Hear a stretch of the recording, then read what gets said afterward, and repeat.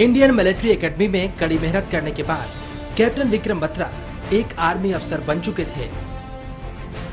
अपनी ट्रेनिंग पूरी करने के बाद 6 दिसंबर 1997 को जम्मू के सोपोर में सेना की 13 जम्मू कश्मीर राइफल्स में उन्हें लेफ्टिनेंट के पद पर नियुक्ति मिली।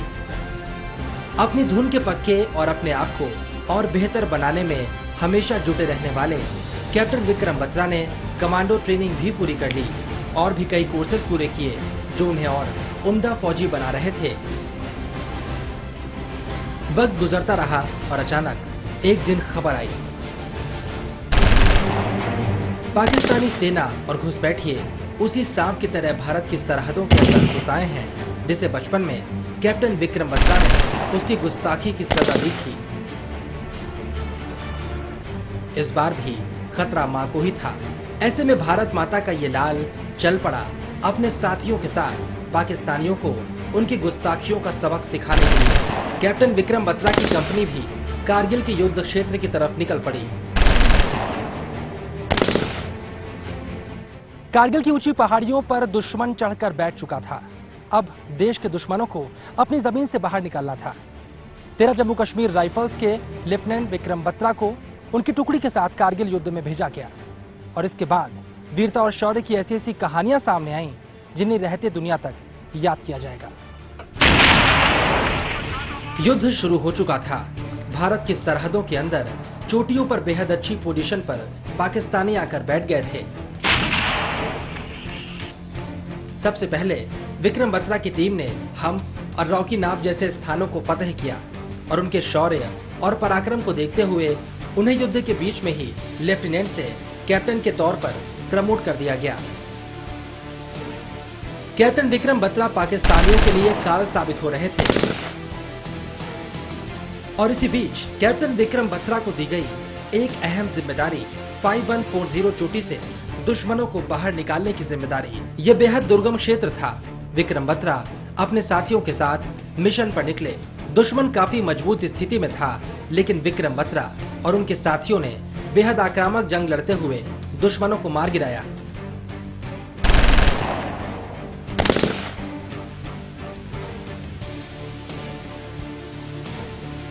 बीस जून 1999 की सुबह 3:30 बजे इस चोटी को फतह कर लिया गया और इस जीत के बाद जब कैप्टन विक्रम बत्रा ने रेडियो सेट से अपना विजय उद्घोष ये दिल मांगे मोर कहा तो भारतीय सेना के साथ साथ पूरा देश उनका दीवाना हो गया।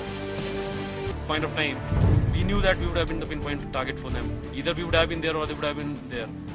We had already decided our success signal before advancing for the attack, and it was like Bravo company's success signal, "Oi Aaya," which was passed to our CEO Colonel Joshi on the radio set. After the another bunker was captured, my company's success signal was "Ye Dil Mange More." The guys were so highly charged up that they're wanting that some more bunkers should have been there, and we would have got the more chaps. अगले दिन अखबारों में 5140 चोटी पर तिरंगे के साथ captain Batra और उनके साथियों की फोटो छपी और इसी के साथ उनकी धूम हर तरफ मच गई। माँ बाप बताते हैं उनके लिए उनकी जिंदगी का ये सबसे शानदार लम्हा था। और उन्होंने ये कहा कि उन्होंने 5140 पीक कैप्चर कर लिया है। तो मुझे थोड़ा सा विस्मय सा हुआ कि कहीं कैप्चर तो नहीं हो गए हैं, क्योंकि उससे पूर्व पालमपुर के ही एक ऑफिसर पाकिस्तानियों के द्वारा कैप्चर हो गए थे और उन्हें काफी टॉर्चर किया गया था और मार दिया गया था। तो कुछ दिमाग में ऐसी ऐसी बातें घूम रही थी और जैसे उन्होंने कहा कि उन्होंने कैप्चर कर लिया है तो मुझे थोड़ा भ्रम हुआ और मेरी बात को उन्होंने समझ लिया कि पापा कुछ थोड़े से सोच में पड़ गए हैं। तब उन्होंने स्पष्ट किया कि मैंने अपनी चोटी 5140 को रिकैप्चर कर लिया है। इस बात को सुनकर बहुत खुशी हुई मुझे। मैं समझता हूं कि that was the happiest moment of my life और मेरा सीना गर्व से चौड़ा हो गया था। जब उन्होंने चोटियां फतेह की और झंडा लहराया, और झंडे को लहराते हुए देख करके दिल में बड़ा ही गर्व महसूस हुआ कि इन चोटियों का उसने जीता है, और आज बत्रा टॉप के नाम से वो चोटी जो है वो प्रसिद्ध है, जिसे सारी दुनिया जानती है। कैप्टन बत्रा और उनके साथियों ने अपने कमांडिंग ऑफिसर से कहा था, ये दिल मांगे मोर। जोश और देश प्रेम के जज्बे से भरी हुई कैप्टन विक्रम बत्रा और उनकी टीम ने दूसरी चोटियों पर भी कब्जा करने की इच्छा जाहिर की थी, और इसीलिए उनके शब्द थे, ये दिल मांगे मोर।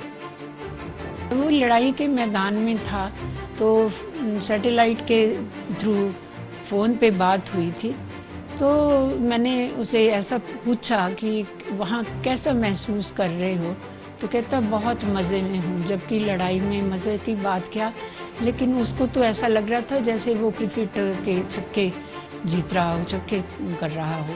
लेकिन फिर भी वो चोटियाँ महसूस कर रहा था कि मैं एक के बाद दूसरी, दूसरी के बाद तीसरी, इस तरीके से चोटियाँ ज़्यादा से ज़्यादा हासिल कर सकूं और उन पर विजय प्राप्त कर सकूं। तो उसने ये पेप्सी का जो स्लोगन था कहा था, ये दिल मांगे मोर। यानी कि इसका अर्थ ये महसूस होता है कि वो ये और चोटियाँ प्राप्त करना चाहता था जिन पर कि वो जीत हासिल कर सके। ये दिल मांगे मोर ने कैप्टन विक्रम बत्रा की धूम मचा दी थी। इस बीच वो कारगिल के शेर के तौर पर भी मशहूर हो गए थे।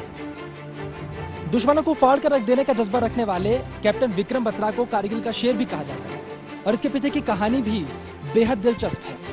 कमांडर जोशी ने विक्रम बत्रा को कोड नेम शेरशाह दिया था, और इस शेरशाह से पाकिस्तानी भी कांपते थे। बहुत निडर थे और बहुत साहसी भी थे, और कई दिनों से लड़ रहे थे। शेव करने का समय ही नहीं मिला था उन्हें, दाढ़ी काफी बढ़ गई हुई थी, और सुंदर तो देखने में वो थे ही। तो अफगान शासक जो एक हुआ है एम्परर हिस्ट्री में, शेरशाह सूरी, उसकी तरह दिखाई पड़ते थे। तो उनको कोड नेम शेरशाह दे दिया गया। कैप्टन विक्रम बत्रा पाकिस्तानियों के टारगेट पे थे। पाकिस्तानियों ने कैप्टन विक्रम बत्रा को उकसाने के लिए माधुरी दीक्षित का नाम भी लिया था, और उस वक्त कैप्टन विक्रम बत्रा ने पाकिस्तानियों को माकूल जवाब दिया था।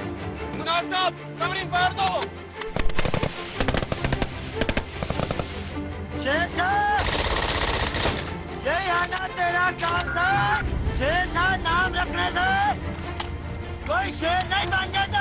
माधुरी जी तो बिजी है। यहाँ माधुरी दीक्षित की भी उन्होंने डिमांड की थी कि माधुरी दीक्षित हमें दे दो तो बाकी ले लो। तो उन्होंने कहा था कि कोई बात चिंता मत करो, हम आपको देख लेंगे। पाकिस्तानी भी उनको शेरशाह के नाम से ही संबोधित करते थे, क्योंकि उन्होंने 5140 पर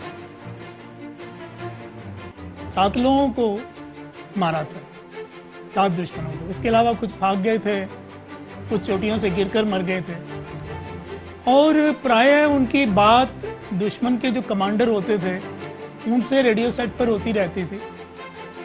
एक दूसरे से चैलेंज एक दूसरे को करते रहते थे। जब वो पाकिस्तानी चैलेंज करते थे, अरे शेरशाह तुम क्यों आ गए हो, तुम्हें उठाने वाला कोई नहीं होगा, तुम्हारी लाशें बिछ जाएंगी, तो फिर वो बड़ा माकूल जवाब देते थे कि कोई बात नहीं, हम देख लेते हैं आपको, अभी 2 घंटे में हम आपको देख लेते हैं कि आप रहेंगे या हम रहेंगे, या आपकी लाशें उठाने वाला कोई नहीं बचेगा।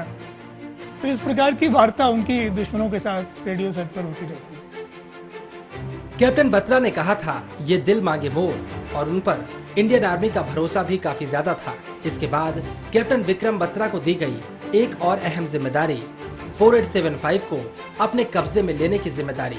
ये मिशन भी कम खतरनाक नहीं था, लेकिन कैप्टन विक्रम बत्रा अपने साथियों के साथ इस चोटी को फतह करने निकल पड़े। दुश्मन काफी अच्छी पोजीशन में थे, लेकिन अपने साथियों के साथ विक्रम बत्रा दुश्मनों को ढेर करते हुए आगे बढ़ रहे थे कि अचानक उनके जूनियर अधिकारी लेफ्टिनेंट नवीन बुरी तरह जख्मी हो गए।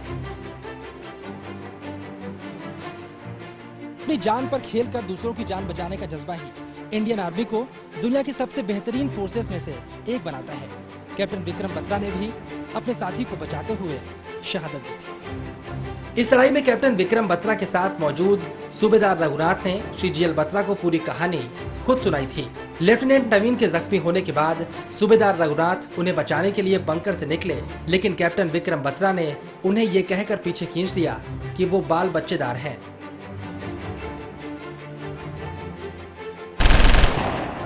उनके सूबेदार आए थे, सूबेदार रघुनाथ थे उनके, तो जो वो आए तो उन्होंने आकर के तो पहले हम दोनों के चरण स्पर्श किए और मैडम से कहने लगे, मिसेस बत्रा से, कि मैडम आपका बेटा तो हमारे लिए भगवान था। फिर उन्होंने बताया कि कैसे आधी रात में जब वो हमारे एक ऑफिसर नवीन, लेफ्टिनेंट नवीन, उनके पैरों में हैंड ग्रेनेड लगा था और उनके पैरों में ब्लास्ट होने की वजह से उनकी अंगुलियां वगैरह, पैर वगैरह उड़ गए थे। तो उसको बचाने के लिए जब वो आधी रात में बेचारे दर्द से करा रहे थे वो, तो विक्रम जी एकदम से बाहर जाने के लिए तत्पर हुए वहां बंकर से। तो जैसे ही तत्पर हुए ना, पहले सूबेदार रघुनाथ तत्पर हुए थे जाने के लिए, तो विक्रम जी ने तत्काल उनको, उनका कंधा पकड़ा और उनको पीछे की तरफ किया कि नहीं आप मत जाइए, मैं जाऊंगा क्योंकि आप बाल बच्चेदार आदमी हो। और इतना कहकर उसे पीछे धकेल करके वो स्वयं बंकर से बाहर गए और बंकर से बाहर जाकर के वो लेफ्टिनेंट नवीन को लेकर के आए, बंकर के समीप लाए और स्वयं उनके स्थान पर उन्होंने मोर्चा संभाला और आगे बहादुरी से वो लड़ते रहे। कैप्टन विक्रम बत्रा बंकर से बाहर निकले तो दुश्मनों पर मौत बनकर टूट पड़े। दुश्मनों के बंकर को तबाह कर दिया, 5 पाकिस्तानियों को भी ढेर कर दिया, लेकिन छिपे हुए दुश्मन ने उन्हें भी निशाने पर ले लिया।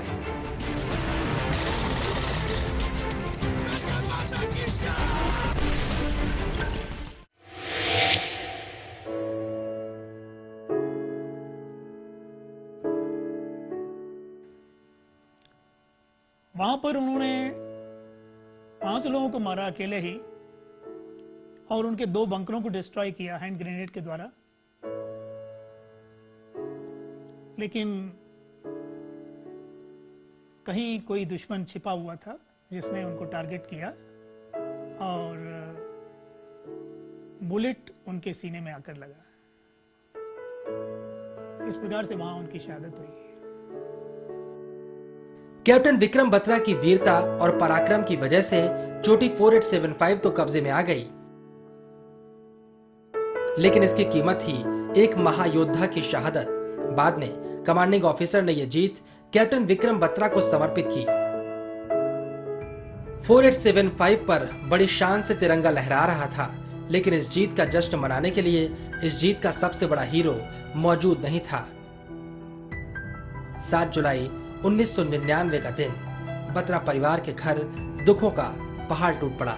कैप्टन विक्रम बत्रा ने कहा था कि या तो वो तिरंगा फहराकर लौटेंगे या फिर तिरंगे में लिपटकर लौट आएंगे। उन्होंने जो वादा किया था निभाया भी।